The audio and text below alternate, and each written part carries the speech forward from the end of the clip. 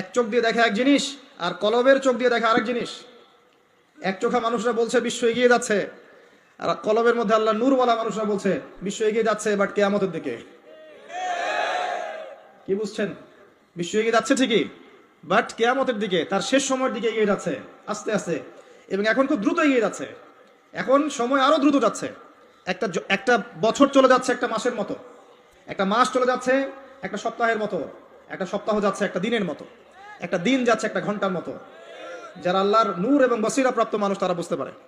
এই যে রমজান চলে আসলো, কয়দিন আগে রমজান শেষ করে আসলেন, এই যে রমজান চলে আসলো। এই যে কয়দিন আগে জুমার নামাজ পড়লেন, দেখবেন আবার জুমা চলে আসবে। সময় দ্রুত চলে যাচ্ছে। কিসের আলামত? কিয়ামতের আলামত। কত আলামত আছে আপনাকে বলে শেষ করতে পারবো না। মহিলাদের সংখ্যা বাড়ছে, পুরুষদের সংখ্যা কমছে। নবীজি বলেছিলেন যে গরিব মানুষরা, দরিদ্র মানুষ, স্যান্ডেল পরার টাকা নাই, গায়ে জামা পরার টাকা নাই, উঁচু উঁচু অট্টালিকা নির্মাণের প্রতিযোগিতা করবে। এটা আখিরুজ্জামান বা শেষ জামানের আলামত। দেখে নেন বিগত 200-300 বছর এগুলো ছিল কিনা। বিশাল বিশাল সাইন এগুলো প্রকাশ পাচ্ছে ডে বাই ডে। মানুষ সুদ খাবে, একজন ব্যক্তি সুদ থেকে দূরে থাকতে চাইবে, তার গায়েও সুদের ছিটাফোটা গিয়ে লাগবে। এটা সেই যুগ। আপনি পারবেন না বাঁচতে সুদ থেকে। দাড়ি টুপি নিয়েও খেতে হচ্ছে, কিচ্ছু করার নাই, কারণ সব সিস্টেমই সুদ ভিত্তিক। হয় খাচ্ছেন, না হলে দিচ্ছেন, না হলে সাক্ষী থাকছেন, না হলে লিখে রাখছেন, কিছু না কিছু করছেন। মানুষ মাদক খাবে, মাদককে হালাল মনে করে খাবে। মানুষ জেনা করবে, জেনাকে হালাল মনে করবে, হারাম মনে করবে না।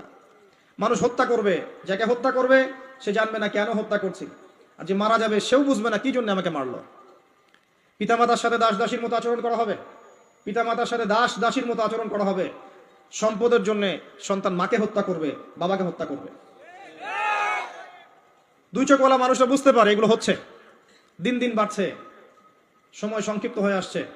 আল্লাহ পাকের আযাব গজব বাড়ছে, আসমানি গজব বাড়ছে, জমিনের বালা বাড়ছে, ভূমিকম্প বাড়বে, ডে বাই ডে ভূমিকম্প বাড়বে। এবং 3টা বড় বড় ভূমিকম্প অপেক্ষা করছে আমাদের সামনে। একটা পৃথিবীর পূর্ব দিকে, একটা পশ্চিম দিকে, আর একটা হচ্ছে পৃথিবীর মাঝখানে। কিছু মুনাফিককে আল্লাহ পাক ধসিয়ে দিবেন আরবের মধ্যে, আর ওখানেও কিছু মুনাফিক আছে। এটা বুঝতে হলে আপনাকে জিও পলিটিক্স বুঝতে হবে। আরবি দিয়ে কথা বললেই কেউ আমিরুল মুমিনিন হয় না। আরবি দিয়ে কথা বললেই কেউ আমিরুল মুমিনিন হয় না। আব্দুল্লাহ বিন উবাইও আরবি দিয়ে কথা বলতো। তো হত্যা বাড়বে, আর কোন নিদর্শনের জন্য অপেক্ষা করছেন? এগুলো আস্তে আস্তে ডে বাই ডে বাড়তে থাকবে। হারাজ বাড়বে, হারাজ মানে হত্যাকাণ্ড, প্রচুর হত্যাকাণ্ড হবে। প্রথম বিশ্বযুদ্ধে মানুষ মরেছে প্রায় 3 থেকে 4 কোটি। দ্বিতীয়টাতে মানুষ মরেছে 7 থেকে 8 কোটি। সামনে যেটা হবে, এখানে দেখবেন পৃথিবীর 3 ভাগের 1 ভাগই শেষ ইনশাআল্লাহ আজ্জা ওয়া জাল।